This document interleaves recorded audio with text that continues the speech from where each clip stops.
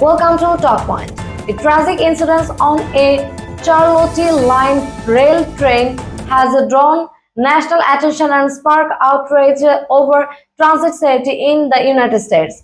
Authorities have confirmed that the victim was 23 years old Iryna Zarutska, and Ukrainian refugee who had moved to Charlotte with her family seeking a safer life.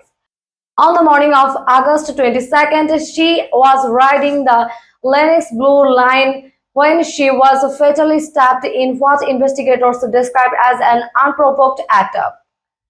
Surveillance footage shows Zarutska boarding the train and sitting quietly before the suspect approached. Moments later, she was attacked. The suspect, identified as 34 years old Decarlos Brown Jr., exited the train at the train station where police took into him custody. Brown, who has a lengthy criminal history and reported mental health challenges, was initially charged in state court with first-degree murder. In early September, federal authorities stepped in. The U.S. Department of Justice announced that Brown now faces a federal charge of committing an act causing death on a mass transportation system. The charge is significant because it makes him eligible for the federal death penalty, although prosecutors have not yet announced whether they will pursue it. Community members and leaders in Charlotte have expressed deep grief and frustration.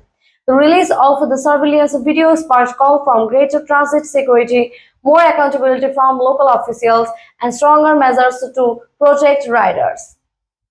Zarutska family has called for justice and reforms to ensure no other family suffers such as tragedy.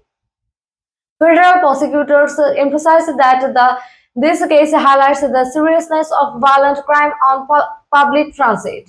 They said the government will continue working closely with local law enforcement as the case moves forward. As of now, the investigation remains ongoing. Authorities have not identified a motive, but they have confirmed that the attack appeared unprovoked. Court proceedings will determine whether Brown faces trial in federal court and whether the death penalty will be sought. For the Ukrainian community in Charlotte, this tragedy has been particularly devastating. Zarutska's story was one of the survival and hope, but it has now become a rallying point for those demanding safer public spaces. This case will continue to unfold in these weeks ahead, and we will bring you updates as soon as they become available. Thanks for watching Talkpoint. If you found this update informative, make sure to like, share and subscribe for the latest coverage of events shaping the Middle East and global news.